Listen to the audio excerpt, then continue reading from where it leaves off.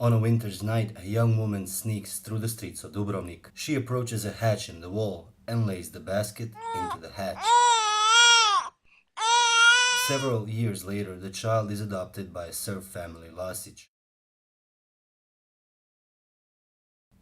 Near Lujo's new home, a small patrician girl grows in wealth and luxury. Her name is Pavle, from the house of Benesha. The whole city of Dubrovnik talks about the little girl and her splendid future. However, Dubrovnik's future at the time is not as splendid. The cholera epidemic is spreading in the coastal cities. Dubrovnik is forced to return to the use of quarantines. Lujo, now a young man, earns his living by carrying groceries into the quarantine. During such epidemics, the members of Dubrovnik aristocracy fled into the provinces and stayed there as long as the epidemic threatened their lives. Pavle loves her home so much and is reluctant to leave.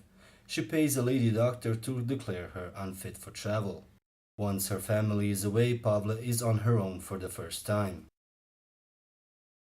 23rd of April 1826, the story begins. That morning, Lujo goes to the pharmacy to get a medicine for an old lady from the quarantine. While walking past the cloister, he hears a call. He turns around and sees the most beautiful girl his eyes have ever seen. She wants to have a word with him, so Lujo joins her in the cloister. Pavle knows she is breaking the rules by being away from home, and having a conversation with the peasant can only worsen the situation. But she is flattered by the boy's honesty and admiration in his eyes.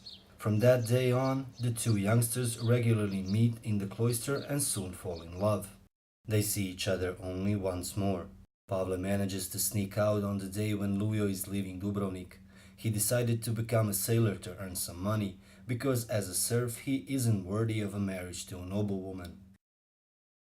They are but two children, madly in love, unaware of the differences that separate them. They pledge to one another, and then he leaves. Years pass, the first wave of the epidemic is over and Dubrovnik regains its splendor. Pavle's family isn't so fortunate. Money becomes scarce, they are losing their estates and wealth. Lujo travels the world protected by Ordo Super Assecuratoribus. He sees the marvels of the world, beautiful places and girls, but he finds nothing as beautiful as his hometown and his beloved Pavle. Pavle learns to write and read even though as a woman she does not have to. Her beauty and intelligence are not unnoticed by many wealthy citizens, so they start proposing her. As a Dubrovnik noblewoman, Pavle is allowed to marry only an aristocrat. Marriage into a lower class is frowned upon. Yet, no patrician is ready to take a risk of marrying a girl from the family in decline. Pavle remains single. On the other hand, Lujo is proud of his origins and homeland. After years of wandering, he comes across a fellow man from Dubrovnik and recognizes the former gatekeeper from the quarantine.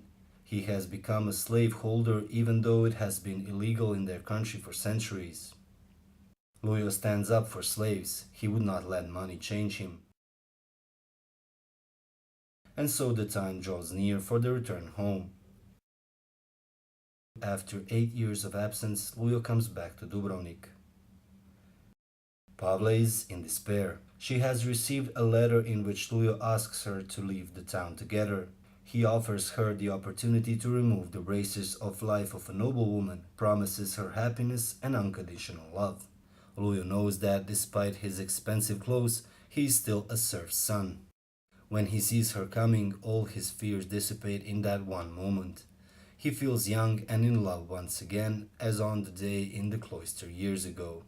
For the last time she looks at his big brown eyes and asks, would a sailor leave a sinking ship? Lujo stands speechless for some time and then shakes his head. Only then he realizes that he does not know what it means to love one's home. He has always been proud of Dubrovnik, yet Pavle has lived there. He was leaving the town while she always stayed. She is now ready to sacrifice her own happiness, perish together with her family and her town. As Pavle is walking away, Lujo decides to leave Dubrovnik once more, this time for good.